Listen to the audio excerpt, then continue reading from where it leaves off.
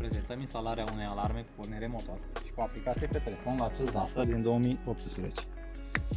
Alarma noastră constă în controlul din telefon și anume, în cazul nostru vrem să pornim motorul.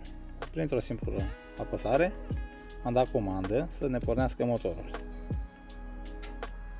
S-a ședit contactul, motorul mi-a pornit. Avantajele acestei aplicații, ale acestei alarme de fapt, avem că putem monitoriza tensiunea din baterie, temperatura din habitaclu și temperatura de la motor. Acum am primit și răspunsul pe telefon că a pornit, ne arată că motorul este pornit, este pe poziția neutru. Acum vom opri motorul. Printr-o simplă apăsare, motorul s-a oprit și vom primi și răspunsul că motorul s-a oprit.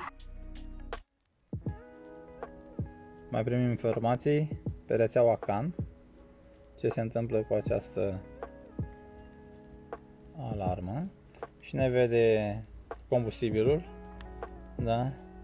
Ne vede distanța și erourile din mașină. Mai putem vedea localizarea mașinii, unde se află mașina localizată. Deci este o alarmă performantă, tehnologie de ultimă oră. Mulțumim și apelați cu încredere la firma ABC Electric din Tulcea.